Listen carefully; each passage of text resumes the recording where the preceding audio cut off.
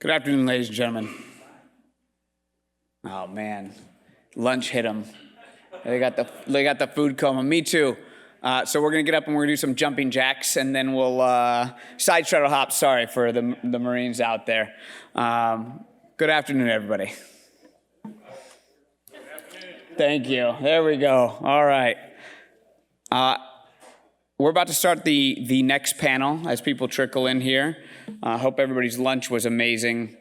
We're going to talk about the Global Sustainment Network. For those of you who were here yesterday, you got to hear a first-class introduction of Colonel Angell by me. You missed out on it. It was amazing. There were actual fireworks, but if you weren't here, I apologize. You missed it. But just a quick note to remind everybody. You already know who he is. If you've heard of logistics ever in your life, or if you've heard of Amazon, like I said, or if you've ever met a Lago, then you know exactly who he is. He's the director of Combat Elements Division at Marine Corps Combat Development Integration Branch. With a career spanning several units and levels of command, he's specialized in logistics and planning.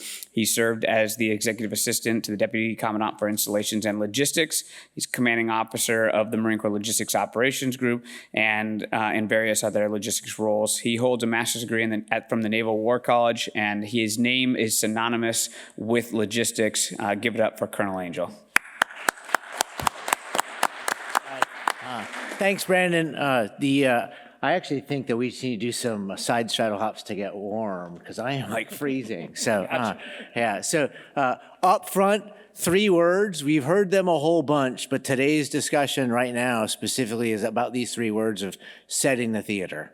You've heard it over and over and over again, but really what we wanted to do up here with the panel was just to talk about a few different attributes of that. So, and just to pull from a question that came up yesterday too, is setting the theater, and we started to hear this a little bit even from General McWilliams, is the role of the combatant commander and the role of the Marine Forces component commander in the theater. Now, what's interesting is we're going to talk about setting the theater, but wait a minute, the whole title of this is Global Sustainment Network.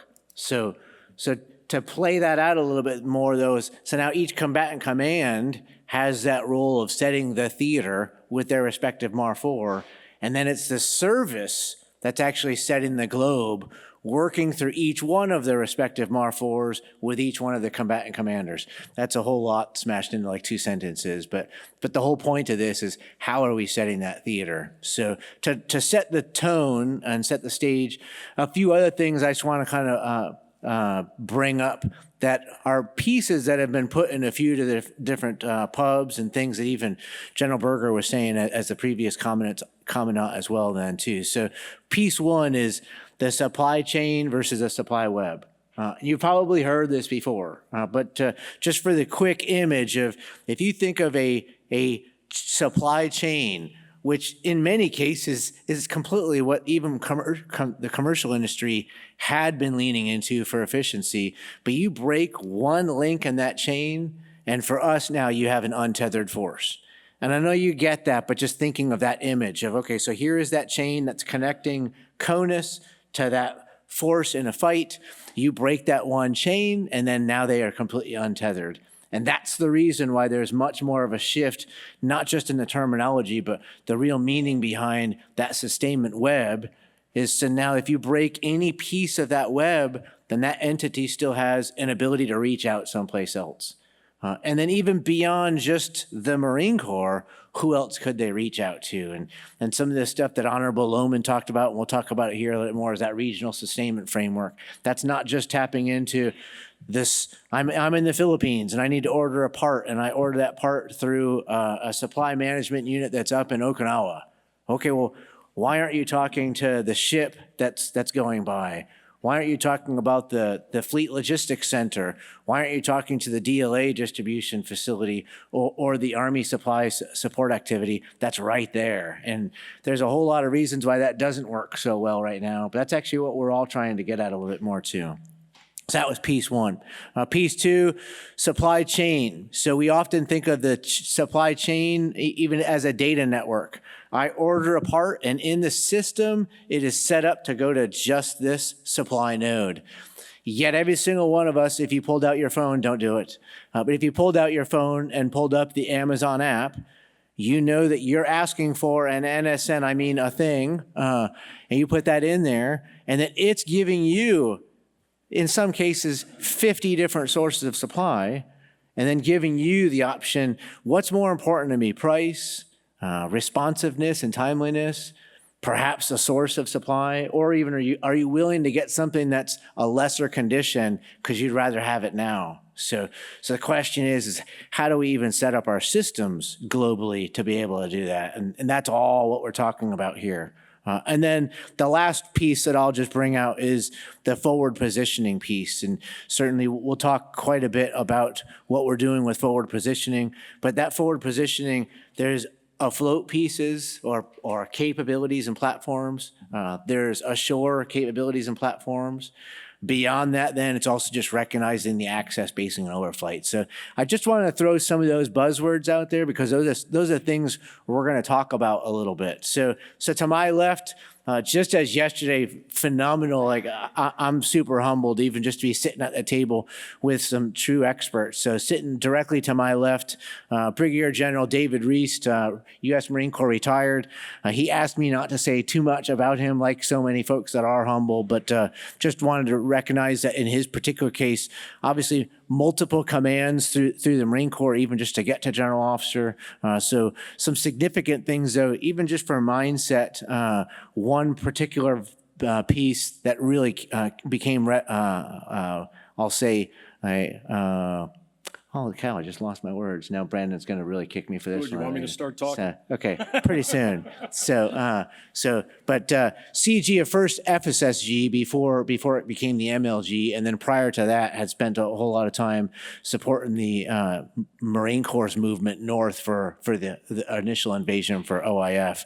And then since then has been working really closely with LP as well as LOGCOM and putting some new things in place and tapping into history. So further down, so Lieutenant Colonel Eric Johnson, representing from the Virginia National Guard, although really representing a whole lot more just from the National Guard, really focusing on some of the different New America's international security program, kind of state relationships with foreign partners, and that's a huge part of regional sustainment framework. And then further over, Mr. Josh Hunt. Hello. So thanks, Josh, bringing some life to it because I'm losing it on this end. So a government civilian who began his career in 2004 with vast experience in Army Surface Deployment and Distribution Command, so SDDC, as well as Military Sealift Command, so MSC, so two arms working under U.S. Transportation Command, and then heavily right now working in the automatic or automated identification technology and in-transit visibility branch. So how do we really tap into getting that visibility? So all right, so to start things off, we're going to talk a little bit first about establishing that forward network. So again, think of the pre-positioning programs. So the Marine Corps, we'll talk about we have our Marine pre-positioning program on our ships, so MPF and MPS, as well as a program that's in Norway, and then we're starting to look at some other programs in the future.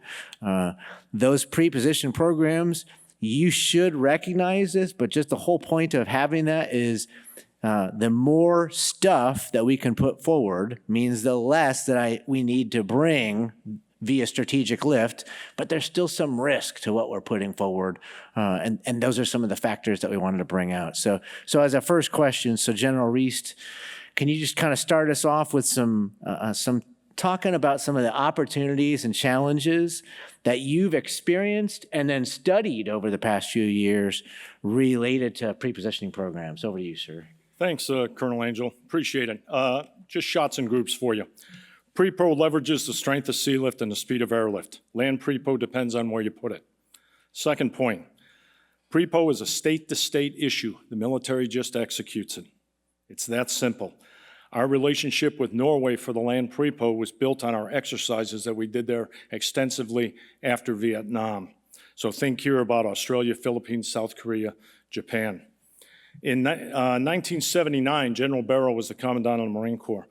The Army was offered a float prepo. They turned it down. Now, the Army had a float prepo during the Vietnam War. They came to the Marine Corps. General Barrows said, yes, we'll take it. There were a lot of people that said, why are we taking a float prepo? That's not our business, and it's going to interfere with the buy of amphibs. Does that sound familiar? Only 6 of the 80 generals supported MPS. One of them was Brigadier General Al Gray at the time. The other one was the Commandant. Helps to have that bookend there, and that's what happened.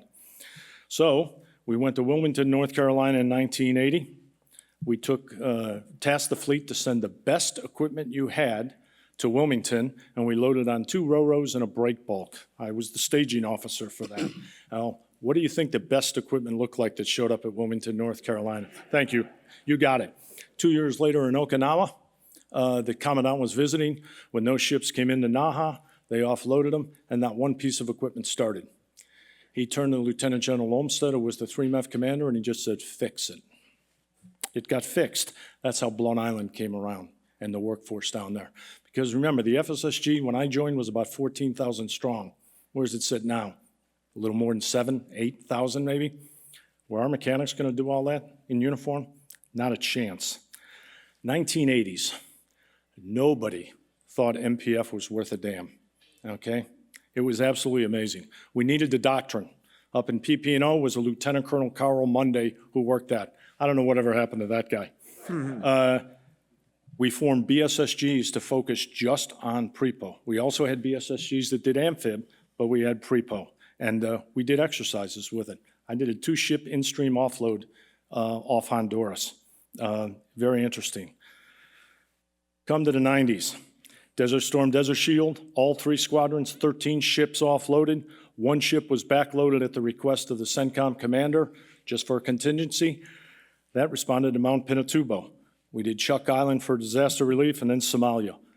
1992, everybody and their brother loved prepo. Isn't it amazing?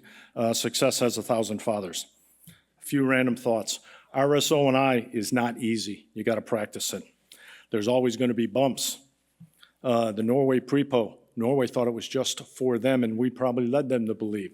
But we took a hospital unit out and moved it to Desert Storm, Desert Shield for the ground war. Things happen, and you got to make adjustments. I want you to think, you train to what is expected, but you educate for the unexpected. You need to read. We've heard a lot of talk about the requirement. The requirement's going to be the requirement. Take what you get and move on. Quit bitching. It's that simple, okay? If you wait for the perfect requirement, you're going to be waiting all day. What's going on today and every single day since 1775 is change and culture. I want to remind the uniformed people that you've been charged to be the pacing element, okay? Be a lion, not a lamb. Get out there and take charge. We have GS 13, 14, and 15 entrenchment and malignant behavior right now that's inhibiting that change. Get rid of them and get rid of the lambs too. If you are a contractor, and I'm not saying all GSs, I said some. If you hire a contractor, LPTA will kill you. Lowest price technical acceptable, okay? Don't do it. That's simple.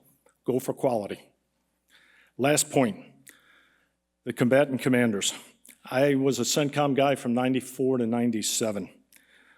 When you watch a combatant command go through the deliberate planning process for 2 years, for a full O plan, for the full execution of a sustainable tip fid, it's eye-watering. 2 years that goes into that. You get to understand the boards and the bureaus that oversee when a combatant commander is in charge. So it's not done from Washington. It's going to be INDOPACOM that's going to do that, and boards and bureaus are going to determine those priorities. Yeah, Washington's going to support you, and the other sinks are going to do what they have to do. But that's really important. Don't forget, a combatant commander has directive authority for logistics. He can take something from the Marine Corps and give it to the Army and do whatever he wants, or she. All right? That's the rules. We saw it in Desert Storm, Desert Shield. We lost some MREs. So what? It's a big fight. There's a lot of land.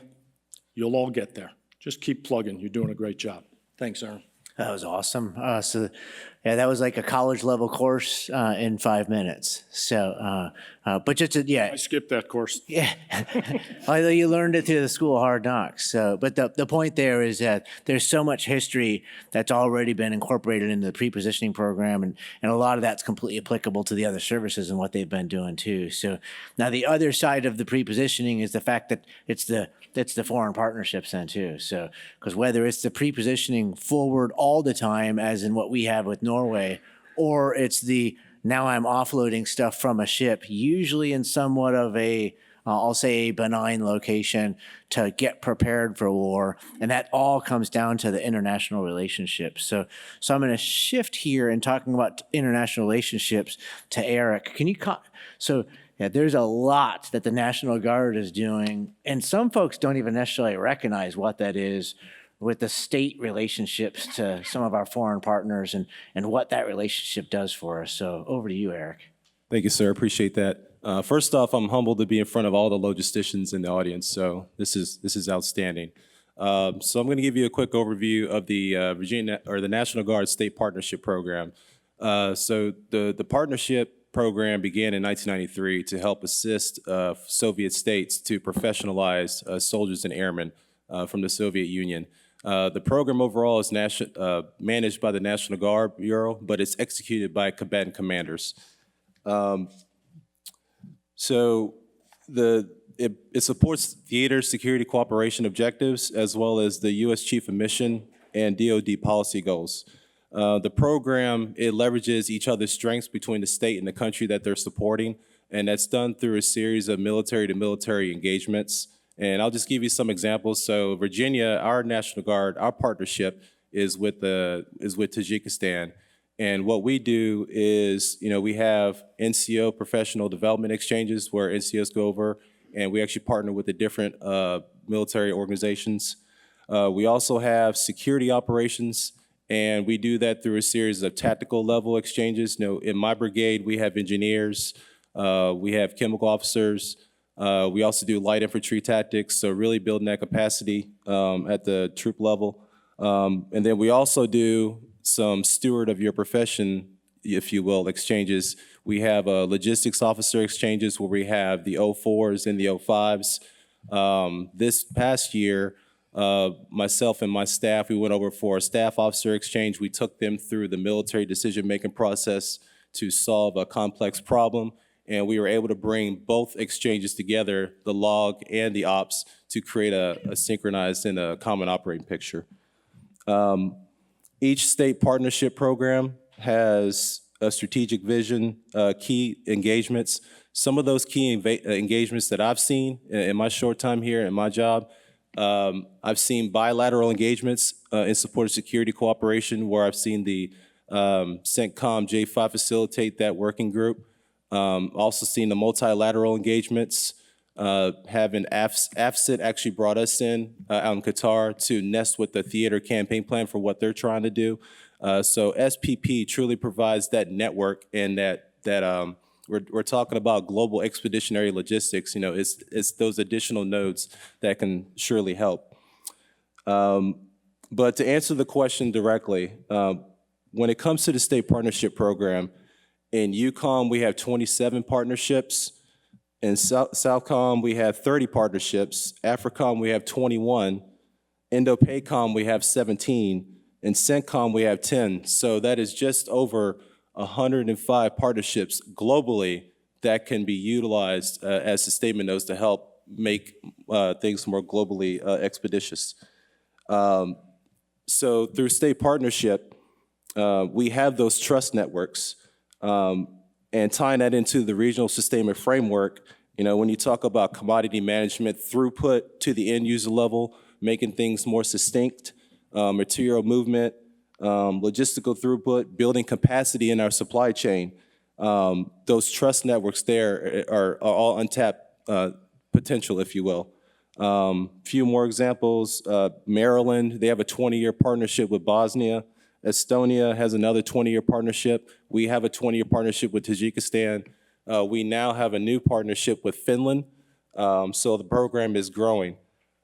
So that's a quick wave top of the state partnership program. Sir, over to you. Yeah, that's awesome. So, and for some of you, that may even be the first time you're hearing about those different programs. And when you think about the engagements that you might be doing with exercises or with pre-positioning programs, in some cases, it's just finding out, okay, what other joint programs are occurring with that particular country, which brings us back to that role of the combatant command with their theater campaign plans. Is all of this stuff is all pulled together, and really kind of looking through it from the joint force lens and jumping on the joint force lens. So Josh, I'm going to ask you, so because your perspective, I know you sit in Transcom, you've spent time working with both in SDDC, in MSC, but now working joint all the time. And then even relating to all the discussions yesterday about data and the data that now is incorporated into in-transit visibility. So can you talk to us about what you're doing and how that relates to what we're talking about here? Absolutely. I'd love to give my vacuum cleaner pitch. I hope I get plenty of questions. Please humor me and pepper me because I would love to answer anything. Also, I don't know if this is pandering, but it's true. I love working with Marine Corps logisticians because you have a yes mindset where some other people I will talk to and they immediately say, no, that won't work. So I think I'm in a good audience right here to give my pitch to. So first off, I would argue Josh Hunt's opinion that we do not have in-transit visibility in the DoD. We have post-nodal, post-activity visibility at best. The example I love to give is we got Fort Eustis just up the road, right? If we're lucky, we get 3 data pings, our active RFID and some EDI. If it's going to Fort Joint Base Lewis McChord on a truck, we don't see anything across Nebraska, Dakota, anything until it gets to Joint Base Lewis McChord. How is that in-transit visibility? Which is kind of a dirty secret that we don't openly talk about. We are good at the strategic leg. If it's on a ship, if it's on a plane, we generally know where it's at. Last tactical mile can be very difficult, especially in the developing nations. We're trying to figure out how to do that. And I know like the TSC, 21st TSC, Theater Support Command out in UCOM's really working on that with the PDA. But that first tactical mile, we don't necessarily see. So what we're trying to do is figure out what's out there. So first off, we go to a lot of forums. We have general officer steering committees. We have the Joint Logistics Board where we're trying to figure out what everyone's working on. So this is a bit of the Wild West where every service, geographic command, you name it, has their own idea. So we're trying to figure out what's in that space, how to get that data. So that's first off. Next, what we're doing is we're trying to figure out what type of technology and applications we can actually lean into. General Sullivan, before he left, he was the deputy commander at Transcom. He tasked my team with improving in-transit visibility. So we did an industry day. We're talking to industry. We're trying to see what's out there because there's all kinds of cool technology and applications, and we want to be technology agnostic to absorb as much data as possible.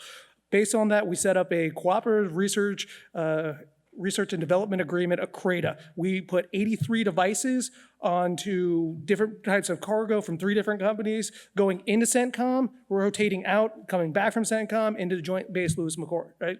I said that earlier, I'm sorry, JRTC.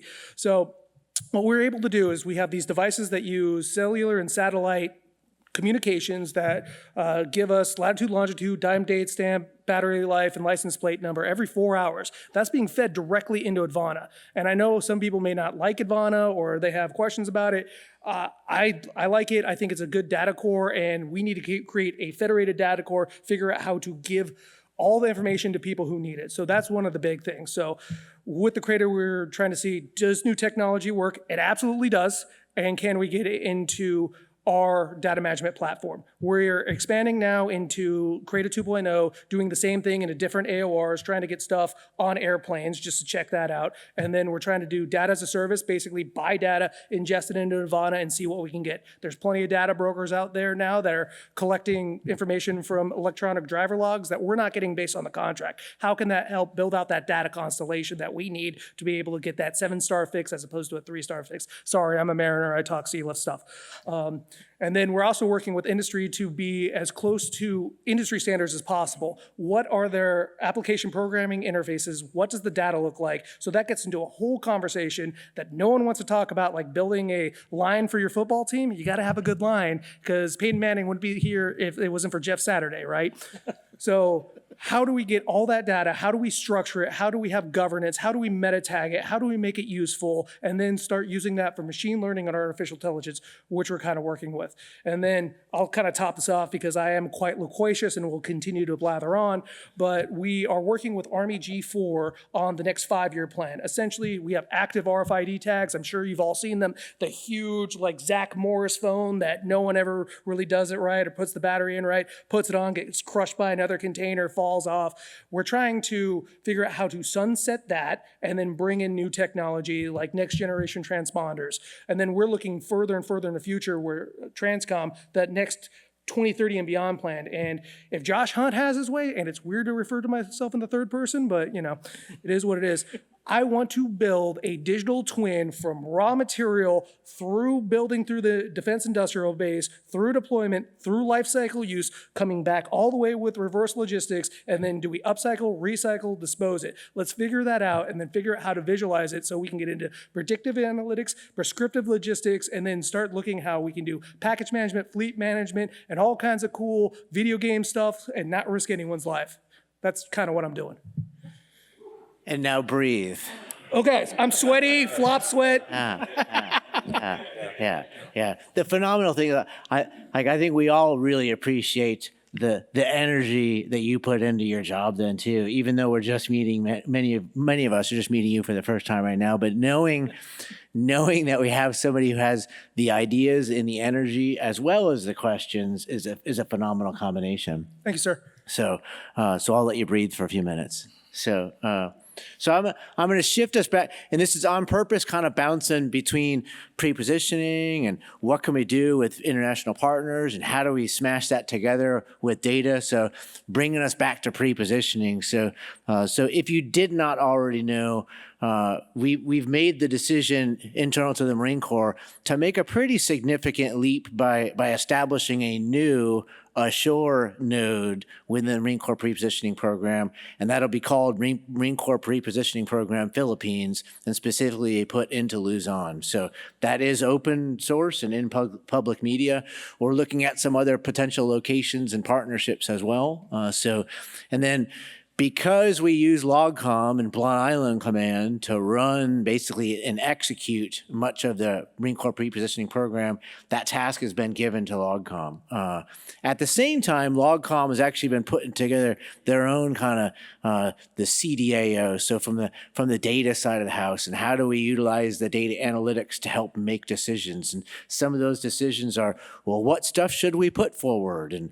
And should it be there all the time, or do we rotate it? And instead of just putting equipment there, should we be putting any maintenance there? So while I know there's a much bigger infrastructure of people under LogCom, I'm really just tapping into both the background that you have previously from pre-positioning and the position that you have right now, working so closely to INL and LogCom. If you could talk us through some of the things that you've seen and then even some of the ideas for as we take this next step. Turn it over to you, sir. Okay, yeah, thanks.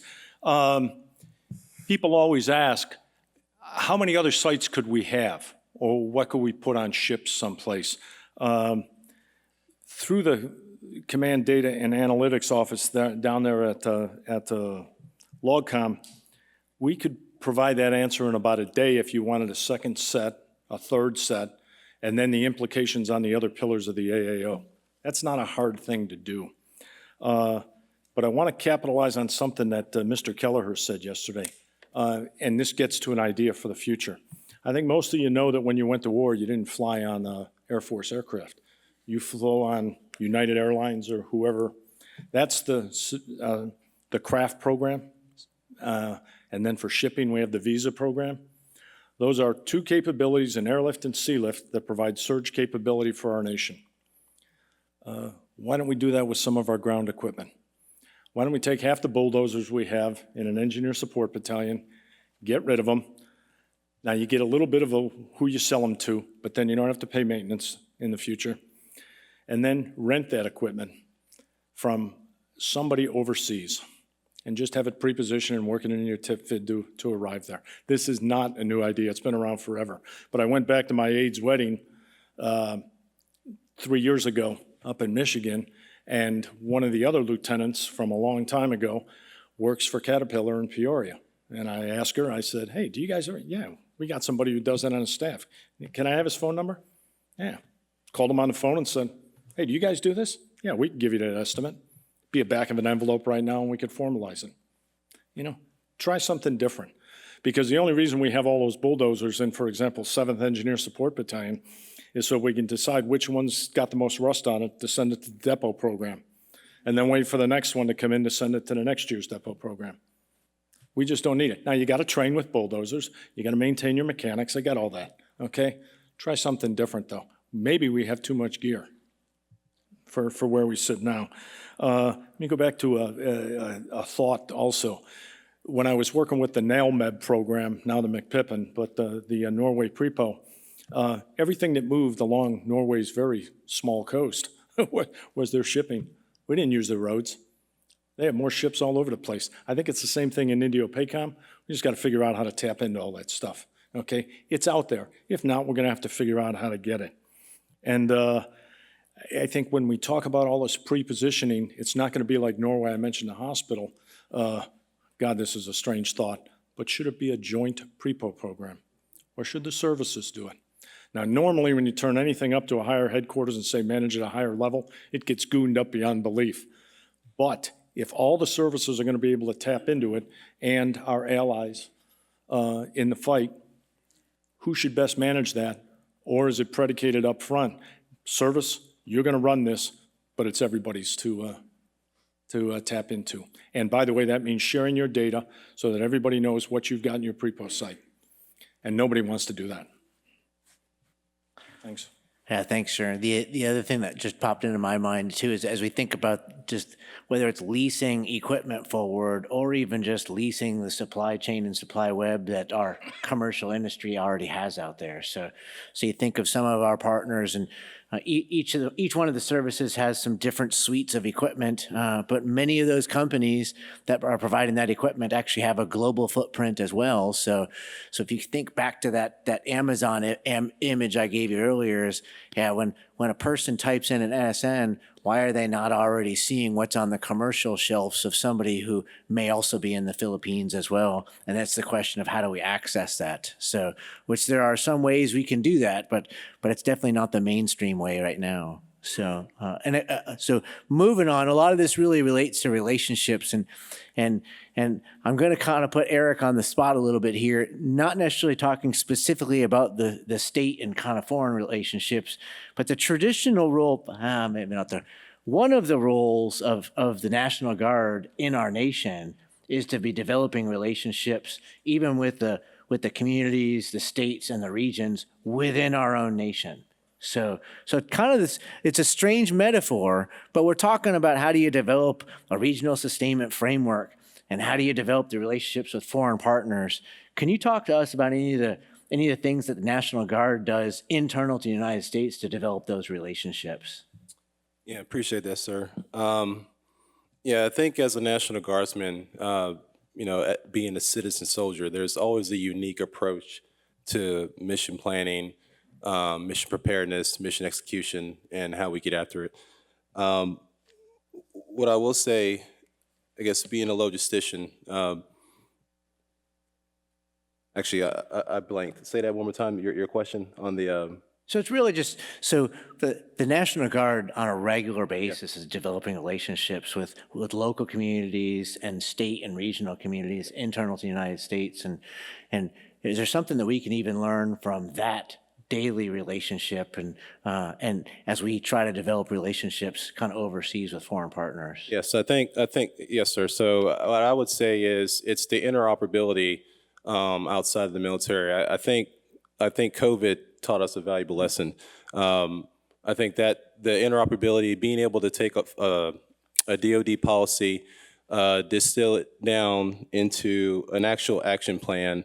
You think about all the PPE, all the fittings, all the masking, creating those points of distribution or those pods, creating that interoperability and that mission planning, and taking that and working that globally and through SPP, filling those networks, using those trust factors, the trust networks, that's part of the reason that makes that helps with the anticipation, creating that mindset, being anticipatory, being flexible, being responsive, being adaptive.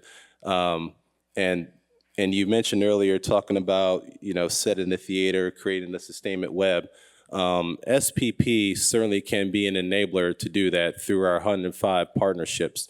From what I'm tracking, there's Marines in every embassy across the globe. Have the Marines talk to our bilateral affairs officers. We have strategically placed a bilateral affair officer who's working with the chief of mission at every single embassy.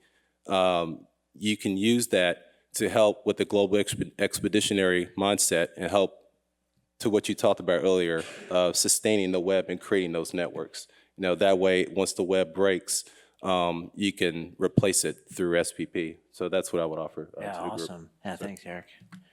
Yeah, and then one more question for you, Josh, and actually not as much related to all kind of the ITV, but really tapping into your experience with MSC and SDDC. What kind of nuggets can you provide us from your experience there that would be helpful for this audience just to understand a little bit more about, here's something about SDDC and MSC that could help you as you're operating overseas? Oh, Roger, thank you so much. I was actually going to take like a wargaming function of this because I want to be a little flip about it. And what I would love to be able to see is a war game or an exercise that's C+0 to C+7, because that would really test our joint warforce, particularly SDDC and MSC. In 2005, I came back from Europe. I was at Rotterdam and I was going to San Diego, and I saw an LMSR coming in for support of OEF, OIF, right? And I'm looking at the pier and I'm like, this is a long ship. Are we going to be able to get two in there? We can't. And then I was thinking, well, how do we phase these things in? We don't test these things out. So I know it's mundane, but we like to imagine these huge problems like in an exercise like something sinks in the Panama Canal. Yeah, that's plausible. We just saw a ship go sideways in the Suez. But what about actual getting stuff to the ports and deploying? We only have so many stow planners. We only have so many people that actually have merchant marine background. And I would challenge all of you to check out the Strategic Sea Lift Officer Program that's led by Military Sea Lift Command. I was one of them for a while, and they can go and say, hey, you know that crane ship that says it can move 500 TEUs? Well, if you move an ammo, you got net explosion wave problems. Oh, you also have segregation, so you're going to be able to move 350 of these things. So that kind of just changed the calculus. I'd also challenge you guys to listen to what industry says. I remember during an exercise, we were telling a company who did this for their job how to move cargo, and one guy who's acquaintance with me pulled me aside and said, why are you doing this? We can do this better and faster. Why don't you listen to us? And part of it was the group that I was with, their mindset of like, this is how it has to go. We need to be in charge as opposed to being open to commercial industry, because roughly 81% of all the cargo moved over ocean is on commercial industry. So I would challenge you folks that if you're ever loading out a ship, go talk to those CivMars, ConMars, go talk to the stevedores, see what's going on. We can't just hook them in and say, you shall. We like to wave our hands and say, hey, in national defense, we can just take the port. Well, maybe we can, but where's the staging areas? Are we going to be able to get the ships off properly? We need to go through the basics as opposed to worried about, I know contested logistics and contested environment is a huge buzzword, but let's start going with the basics. Let's start dribbling the basketball, doing layups. Let's see how we do convoy ops since we haven't done since World War II. How do we do all that stuff? So happy to talk ad nauseum about that, but those are my little that's my mindset. Let's just go with the basics. Let's inject those and really start being critical when people say, this can move that. I don't know if that can move that. Yeah, the basics, and also just kind of going out and casting our net a little bit more widely to understand how some of these other places work. So, Yes. So in many cases, we have airfields on our bases. And we have folks that know how those airfields operate. Yes. So, but how many folks are going out to the seaports? Or as we start looking at some of the vendors out here and thinking kind of seaplanes and sea gliders, there are places on the earth right now where seaplanes are actually operating. So have we gone to those ports to understand how they run operations? Because there's a lot of folks right now that will almost scoff at the thought of using a seaplane and think, well, how would I get stuff from that plane ashore? okay, well, there are people on the earth right now that are actually using seaplanes, and how do they do it? And so it's just trying to learn from those experiences. So we have a few minutes for some questions, so we'll open it up because there's a wealth of knowledge up here. So it's open for some questions, and hands up, and please wait for a mic. Hi, Tim Getters, National Director for Logistics Resilience with EMP Task Force.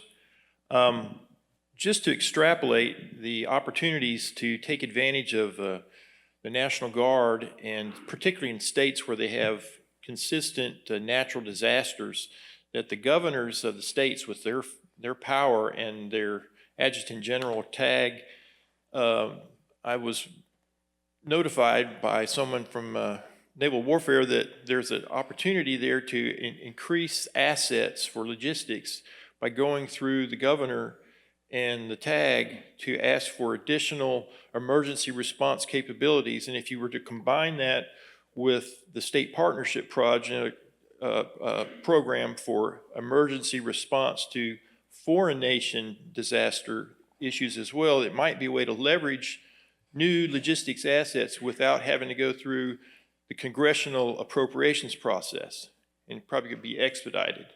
So the reason why I bring this up is because I used to attend Earthquake Engineering Research Institute conferences where they did these capstone exercises on responding to U.S. internal natural disasters like the Central United States earthquake risk from the New Madrid seismic zone area. So they would do these programs, and as a result of those and employing National Guard resources, they found out that if we have this scale of a natural disaster, we don't have nearly enough logistics capabilities just for the rescue response, not even for the recovery or restoration. So the National Guard could be very valuable if we can leverage those governorships. Thanks. All right, yeah, thanks for the information. Was it one up top? Oh, yeah, is there a way we could get a mic up top? And yeah. We'll I'm just okay repeat with it. speaking loud, and we can repeat it too, as long as it's not as long. So Jason Boyd, work for Professional Solutions Delivered. So a little bit of context regarding asset visibility. So in that context, I've worked with asset visibility since my time in uniform. Back starting in 2001, chasing all over the ports of Wilmington, trying to find active RFID tags, up through contractor, up until now. So I've sat in the asset visibility working groups, the RFID working groups at the J4 level, ending up at 2018. I've kind of been along the gamut and all the different uniform services trying to get asset visibility, RFID tracking, that technology is off the ground. So that context, my question is really in an environment where the hardware and technologies exist and can be leveraged. What are the efforts being made to get the DoD out of its own way, especially in the area of locking up its own efforts under 8 years of wait-to-go approvals, politics of who's going to own the system and maintain it, and not hindering those systems by locking them up under T&E and legacy networks, with the inability to actually pull and populate data in production environments? Oh, I love that question. Honestly, it's a fight. We're really trying to do it, and where OSD and US Transcom are working with the services to really make this joint as possible. So a lot of this gets into building a common understanding and lexicon.